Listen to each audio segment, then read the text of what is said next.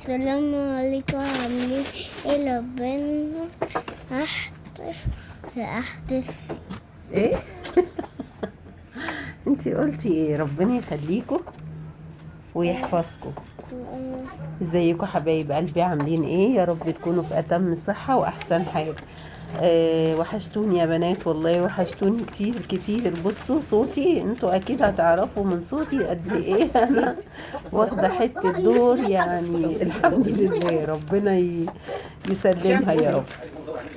اليومين دول يا بنات او انا صيفت بدري والله ما انا عارفه، بس المهم ان احنا البيت عندي كله بردان وتعبان، سخونيه بقى وشويه حاجات كده. ايه، ربنا يعافينا يا رب. الحمد لله، بس احنا بنتعافى يعني، الحمد لله على كل حال. وحشتوني يا بنات كتير كتير. 100 بوسه على خدكم وعلى راسكم كلكم يا حبايب قلبي. بصوا بقى، بما اننا احنا في اخر الشهر زي ما انتوا شايفين كده، اختكم يعني خلاص جابت اخرها.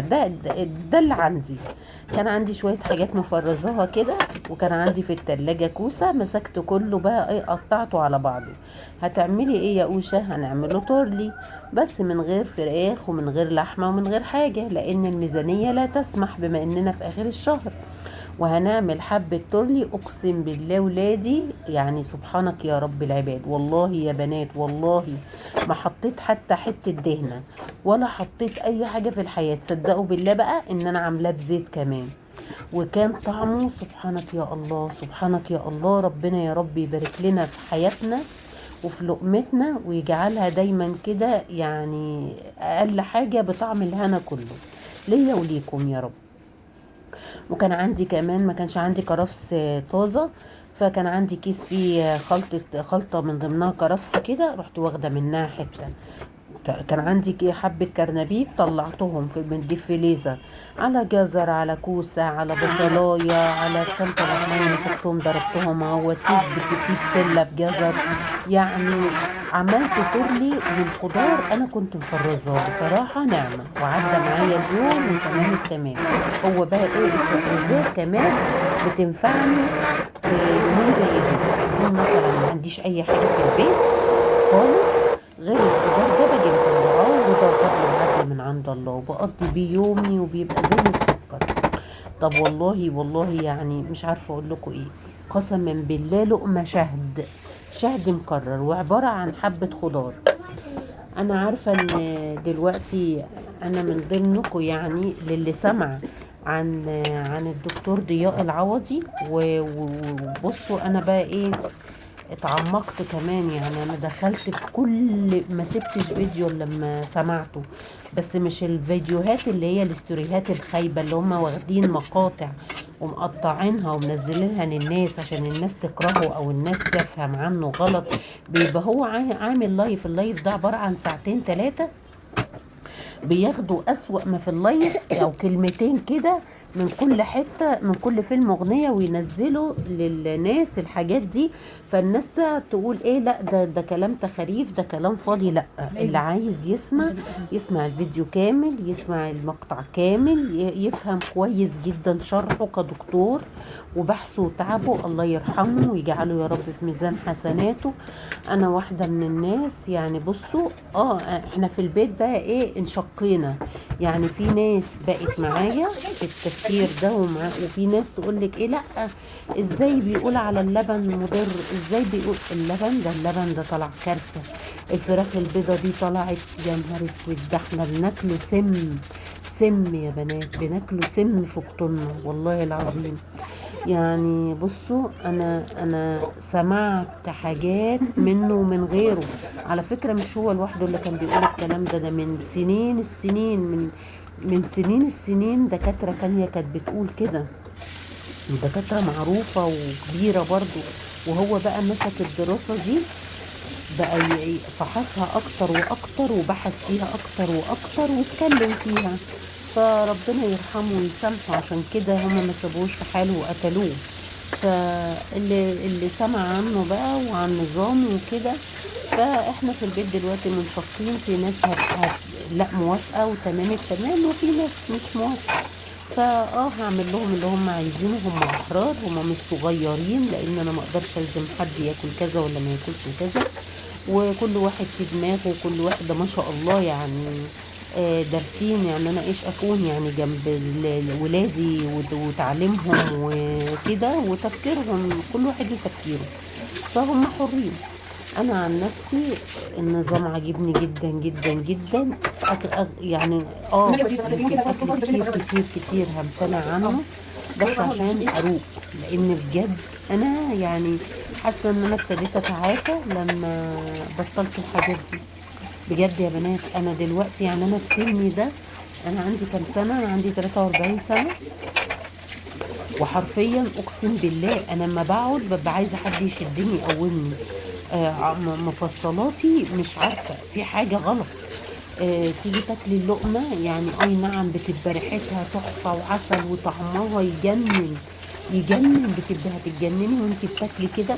بس بعد ما بتاكلي بتحسي ان في حاجه، ان هو ايه، في عدم راحه، في حاجات بتظهر في جسمنا مش اللي هي في عدم انتظام في العادة الشهرية اللي بتجيلنا، عدم انتظام رهيب. ده طلع كل الحاجات دي من الهرمونات اللي احنا بنتعاطاها زي المخدرات في الفراخ وفي البيض وفي اللبن وكده.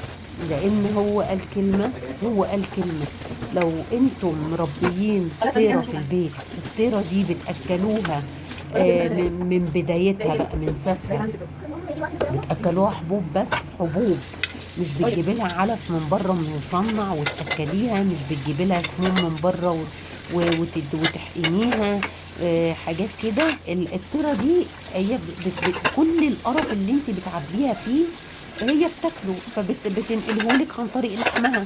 لو انت بتاكليها حاجه كويسه، حبوب بس، حبوب بس. عشان كده هو نصح بالحمام، ان الناس تاكل حمام، لان الحمام مستحيل ياكل اي حاجه في الدنيا غير حبوب، اللي هو الحمام والسمان هيقلي.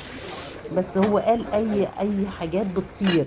يعني ايه بتطير؟ يعني مثلا زي الوز، بس الوز ده لو مهاجر اللي بيطير، اللي هو زي الوز اللي بيطير، يعني اللي بيهاجر من مكان لمكان، مش الوز اللي بيتعلف في المزارع والكلام ده.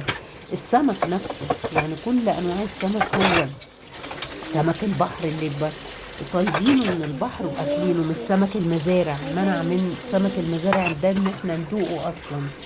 عايزه ايه يا لوكا؟ عايزاكي تقطعي كمان.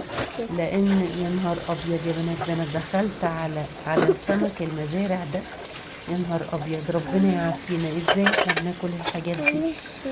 بجد يعني انا نفسيتي اصلا تعبت. اي نعم، قصتها لك اهي. لا انا قصدي كل الشباب كله مع بعضه، ايوه. لا كله مش لازقين في بعض، كله كل كله واحد سايبين لوحده. بعض. حاضر. فالمهم يا بنات انا بتأثر جدا جدا بالكلام، وده وبالذات لما يكون علمي. لان بجد الراجل ده ربنا يرحمه ويجعله في ميزان حسناته يا رب. يعني انا ما كنتش اعرفه، اقسم بالله ما كنت اعرفه، ولا عمري سمعت عنه، ولا عمري صادفت فيديو حتى كده بالغلط ان هو طالع او لا. ما عرفتش غير بعد ما اتقتل، لان هو اكيد اتقتل. فمش عارفة، بس هو ده الصح. وقعد بقى يمسك أكياس كده عن ويشرح للناس ازاي العيش الأبيض بأنواعه، بكيكاته، بسلطاته، ببغنوجه، كله كده بيعمل ايه في المعدة. لو تشوفي الشرح وتشوفي الكلام وتشوفي الدنيا، كلام مقنع جدا جدا. لعمره أنت يعني كان بيروج عن فيديو مثلا لعلاج او لعشب او لا لا لا، كل هو كان بيتكلم فيه وعمال يا عيني يداحر ويبحث ويطلع من قلبه ومن عينه ومن صحته. والناس هاجمته هجوم غير طبيعي، هاجمته لدرجة ان هم سحبوه الامارات ولا دبي ولا مش عارفه، ايوه حاجه من الاتنين دول، وقتلوه. فشيء يعني مرعب، شيء مرعب. المهم، فكل ده كان بيعمل ليه؟ عشان احنا ما نبقاش عبيد عند تجار الادويه، عند دكتور يقنعك ان هو دكتورك اللي بيعالجك، وهو دكتورك، واللي بص الشفاء عنده مش عند حتى ربنا. لا، ده الشفاء عند الدكتور ده الشفاء في العلاج ده مش عارف ايه يعني. اللي هو انت بجد انت يعني هو كان بيعمل كله حبيبي الله يرحمه ويسامحه علشان خاطر ما تبقاش انت عبد البرشامه تسكن لك قلمك. عبد ده يا بنات، انا ناس مرضى سرطان ما كانوش يعرفوه اصلا، اتشافوا لما مشوا على طريقته ومنعوا الكيماوي.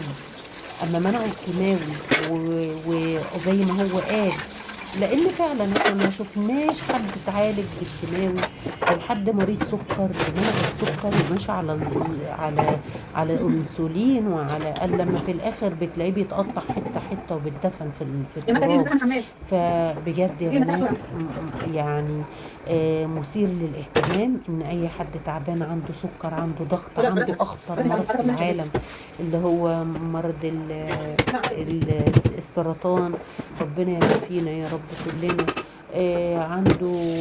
عنده كرش، عنده دهون على الكبد، عنده وماشي على النظام بتاعه. كان لما بيشكروا فيه من السما للارض وبيدعوا له. شفت برضو الفنان علي الحجار بيحسن ان هو عمره ما شافه، وشافه يعني هو راح الجنازه فالناس بتساله انت كنت بتتعالج عنده كده؟ قال لهم انا عمري ما شفته ولا اعرف عيادته فين ولا عمري في حياتي كلمته مكالمه حتى. انا كل الموضوع ان انا من 11 شهر لقيته بالصدفه على النت فمشيت على النظام بتاعه، لان هو يعني ربنا يشفيه ويعافيه كان بيشتكي من امراض كتير جدا. فلما مشى على نظامه الغذائي وكده، هو كل ما نظامه مش نظام ادويه ولا اكل، ولا هو اكل، نظام اكل صحي فقط لا غير. يعني بالعقل كده واحد بيقول لك ما تاكلش سمك من المزارع عشان ما تمرضش، عشان هو اللي بيجيب لك المرض. ما تاكلش فراخ من المعمول عشان الفراخ دي مضره. ما تاكلش اللبن، مش شرب اللبن ولا اي حاجه من غير حاجات معينه هو قايل عليها. الناس عملوا عليها تجارب. بالله عليك الموضوع ده مثير للاهتمام جدا، لازم تبصوا عليه للمعرفه. بس كل واحد وحر، كل واحد حر في حياته. كل واحد وراحته، ياكل اللي ياكله ويشرب اللي يشربه. فالمهم يعني بيسألوه ده سبب ان انت جيت العدد؟ قال لهم ده واجب عليا حتى عشان خاطر اشكره، انا معرفتش اشوفه في الحقيقة.